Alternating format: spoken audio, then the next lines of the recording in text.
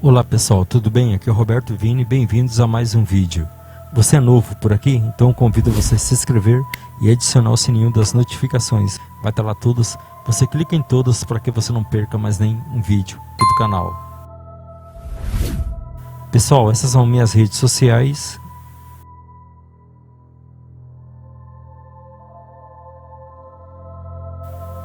Sem muita enrolação, bora para o vídeo.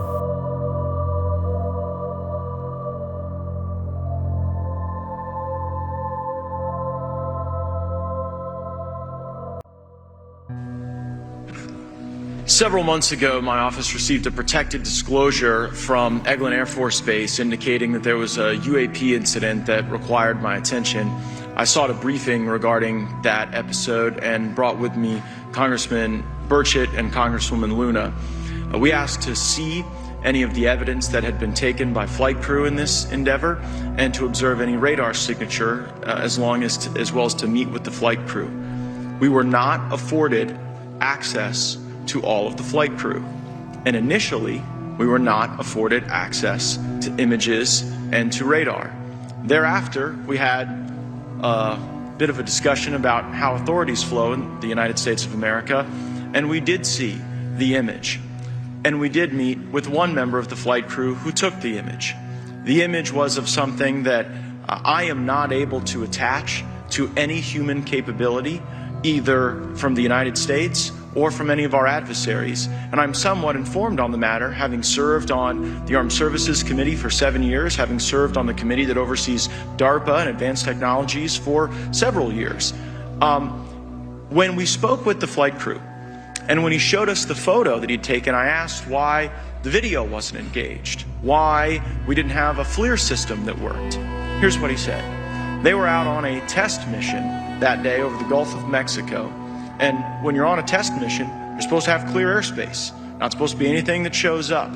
And they saw a sequence of 4 craft in a clear diamond formation for which there is a radar sequence that I alone have observed in the United States Congress. One of the pilots goes to check out that diamond formation and sees a large floating, what I can only describe as an orb. Again, like I said, not of any human capability that I'm aware of. And when he approached, he said that his radar went down. He said that his FLIR system malfunctioned and that he had to manually take this image from one of the lenses, and it was not automated in collection as you would typically see in a test mission. You reported your experiences with a UAP. Did any of you face any repercussions with your superiors, yes or no? No. No. I've actually never seen anything personally, believe it or not. So. All right. And then do you believe there's an active disinformation campaign within our government to deny existence of UAPs, yes or no? I don't have an answer to that. As previously stated publicly, yes. I think previously with like Project Blue Book, yes, but currently I don't speak for the United States government. Okay, thank you. I have a few questions for Mr. Graves. What percentage of UAP sightings in your belief go unreported by our pilots? This is an approximation based off of my personal experience speaking with a number of pilots, but I would estimate we're somewhere near 5% reporting perhaps. So like 95% basically don't report seeing UAPs? That's just my personal estimate. In the incident off Virginia Beach, do you believe the Navy took the danger to your aircraft seriously after it was reported? Absolutely.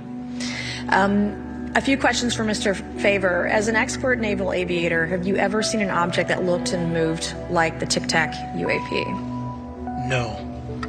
Did the Tic Tac UAP move in such a way that defied the laws of physics? The way we understand them, yes. Many dismiss UAP reports as classified weapons testing by our own government, but in your experience as a pilot, does our government typically test advanced weapon systems right next to multi-million-dollar jets without informing our pilots? No, we have test ranges for that. It took over 15 years for your encounter with the Tic Tac to be declassified. Do you feel there was a good reason to prevent lawmakers from having access to this footage? No, I just think it was ignored when it happened and it just sat somewhere in a file. Never got reported. in a drawer. It happens a lot up here. Shocker. Mr. Grusch, a couple of questions for you too, sir, this morning.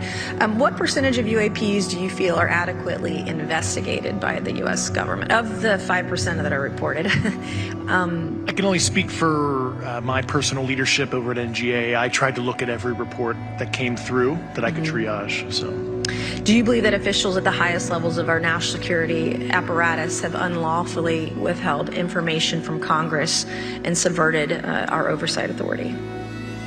there are certain elected leaders that had more information that I'm not sure what they've shared with certain Gang of Eight members or et cetera, but certainly I would not be surprised.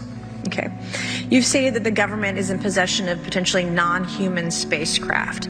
Based on your experience and extensive conversations with experts, do you believe our government has made contact with intelligent extraterrestrials? Something I can't discuss in a public setting. Okay, I can't ask when you think this occurred. If you believe we have crashed craft, stated earlier, do we have the bodies of the pilots who piloted this craft? As I've stated publicly already in my News Nation interview, biologics came with some of these recoveries. Yeah. Were they, I guess, human or non-human biologics? Non-human, and that was the assessment of people with direct knowledge on the program I talked to that are currently still on the program. And was this documentary evidence, this video, photos, eyewitness? Like, how would that be determined? The specific documentation I would have to talk to you in a skiff about. Gotcha.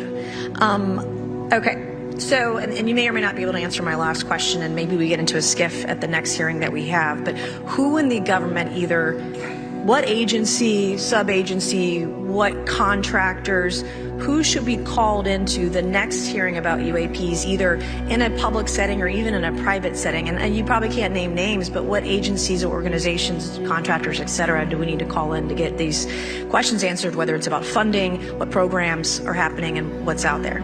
I can give you a specific cooperative and hostile witness list of specific individuals that were in those. And how soon can we get that list? I'm happy to provide that to you after the hearing.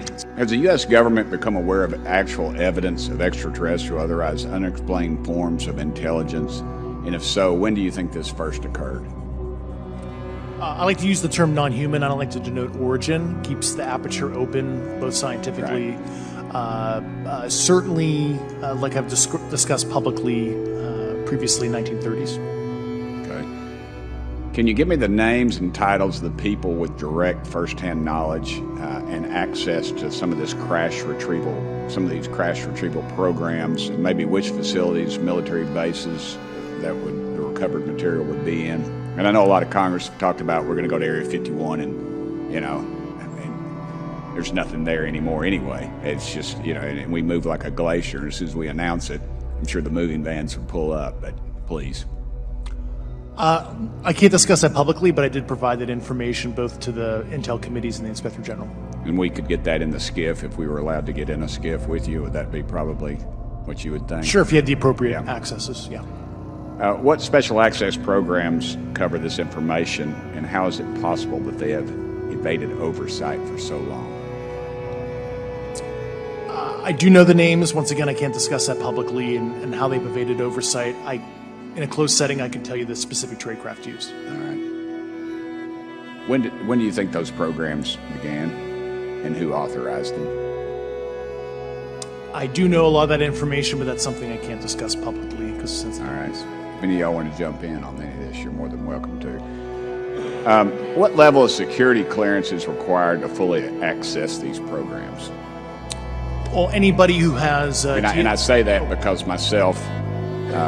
Representative Gates and Representative Luna were basically turned away at one point at Eglin, so please go right ahead. Certainly difference between member access and say somebody like me, but anybody who has a TSSCI clearance and meets the eligibility criteria, the Access Adjudicative Authority should be able to grant you access. Mr. Burchett, if you'll yield, so just to put a fine point on that, there's nothing that you're aware of that's above special access program classification.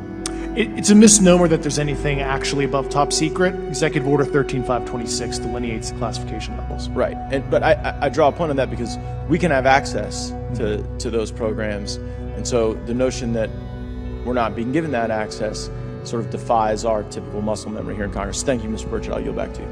Thank you, Mr. Gates. Along those lines, Title 10, you may not know this or not, but Title 10 and Title 50 authorization, they seem to say they're inefficient. So who gets to decide this, in your opinion, in the past? It's a group of career senior executive officials. Okay, are they government officials? Both in and out. Do what? Both in and out of government, and that's about as far as I got can you. go there. Yeah. All right, well, that leads to my next question.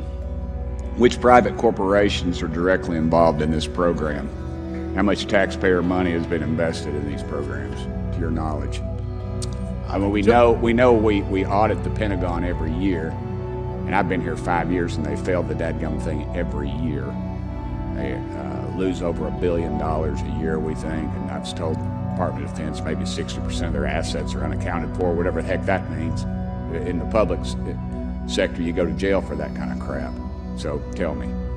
Yeah, I know when I'm a dollar off of my DTS travel voucher, I get hammered, but it seems like it doesn't work the other way. If you sell over $600 worth of stuff on eBay, now you get a call from the IRS. So please, what corporations? Yeah, I don't know the specific metrics towards the end of your question. The specific corporations I did provide to the committees in specific divisions, and I spent 11 and a half hours with both Intel committees. So. Okay, has there been an active U.S. government disinformation campaign to deny the existence of unidentified aerial phenomena? And if so, why? I can't go beyond what I've already espoused publicly about that. Okay, I've been told to ask you what that is and how to get it in the record. What have you stated publicly in your interviews for the congressional record? If you reference my News Nation interview, and I talk about a multi-decade, campaign to disenfranchise public interest, basically.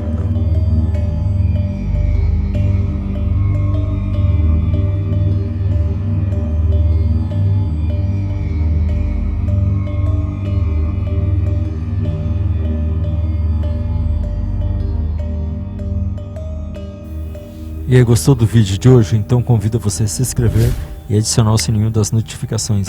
Vai estar lá todos. Você clica em todos para que você não perca mais nenhum vídeo aqui do canal. Pessoal, o YouTube não está enviando notificações para aqueles que não estão interagindo com o canal. Por isso eu conto com o apoio de vocês nos comentários e compartilhando os vídeos. Pessoal, dê um like e até o próximo vídeo. Tamo juntos.